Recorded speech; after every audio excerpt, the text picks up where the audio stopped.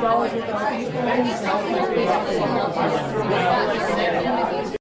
students, today I am going to teach you about analogous properties of nitrogen.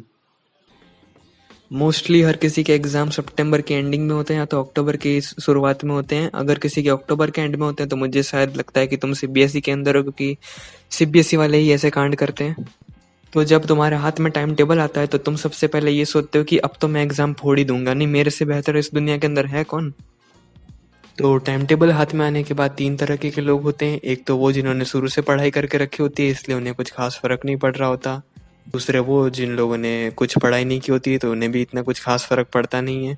और तीसरे हमारे जैसे जो लोग पढ़ते भी हैं और उनको फिक्र भी करनी पड़ती है, क्योंकि माँ बाप की एक्सपेक्टेशंस होती है कि मेरा लाल कुछ करेगा, लेकिन लाल के यहाँ पर लाले लगे हुए हैं। फिर कुछ बच्चे ऐसे होते हैं जो टाइम टेबल ही बनाते रहते हैं।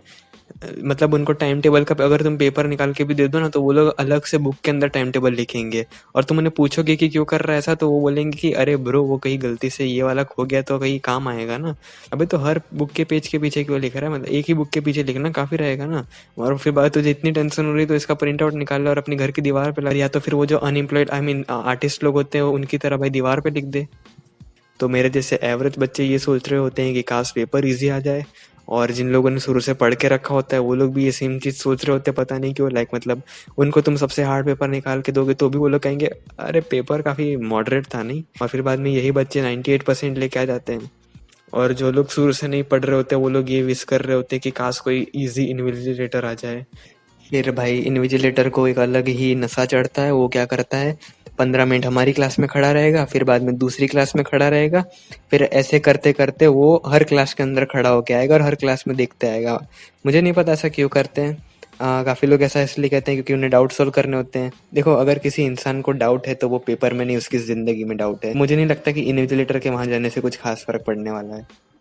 ये सिर्फ टाइम पास कर रहे होते हैं ताकि जो दूसरे बच्चे आगे बैठे होते हैं वो चीटिंग कर सके। और ये बात काफी बच्चे जानते हैं, इसलिए वो क्या करते हैं, जानबूझ के न्यूसेंस क्रिएट करने की कोशिश करते हैं ताकि आगे वाले चीटिंग कर ले। पर आगे वाले भी कुछ खास चीटिंग कर नहीं पाते क्योंकि उन्हें भी वैसे भी कुछ आता नहीं है, तो क्या ही कर लेंगे वो भी। तो मैं काफी टैलेंटेड लोगों में से एक हूँ, तो मैंने अपना पेपर 1 घंटे में ही कंप्लीट कर दिया था और फालतू का 1 घंटा बचा हुआ था अभी भी। तो मैंने सोचा चलो भाई आजू बाजू देखते हैं कि क्या हो रहा है।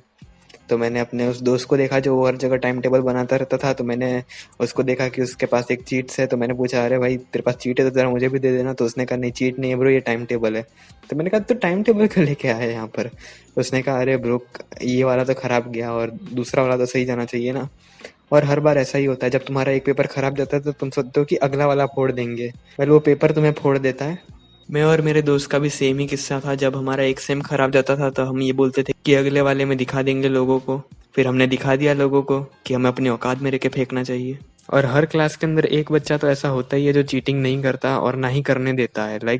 तुझे नहीं करना तो मत करना, हमें करने देना शांति से। तो मैं उसको पूछ रहा हूँ कि ये जरा एमसीक्यू का आंसर बता देता। वो कहता चीटिंग करना पाप है। अभी ये कैसा आंसर हुआ, सीधे सीधा तू ए बी बोल देता। इतनी बड़ी चीज तूने बोली तो इससे अच्छा उंगली करके 1 2 3 करके कुछ बता ही देता मुझे, वो ज्यादा सही रहता मेरे लिए, मैं पास हो जाता।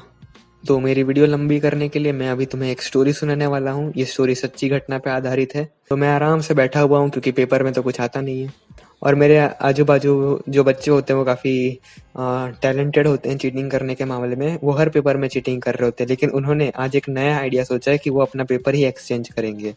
नहीं मतलब सप्लीमेंट्री नहीं, क्वेश्चन पेपर पे वो लोग आंसर लिख देंगे। ये बहुत इनोवेटिव आइडिया था इनका, मतलब ऐसा तो सोचा ही नहीं होगा किसी ने। नहीं हो सकता है क्या ऐसा किसी ने सोचा होगा कभी।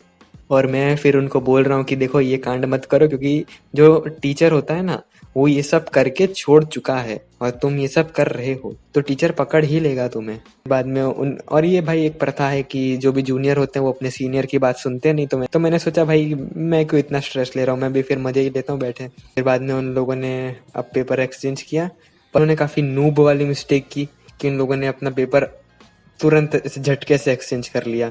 अब वो लोग भूल गए थे कि पेपर खींचने की आवाज आती है टीचर को, पूरे क्लास को ही आती है, क्योंकि पूरे क्लास के अंदर सिर्फ 2 तरह की आवाज गूंज रही होती है। मैं तुम्हें सुनाता हूँ।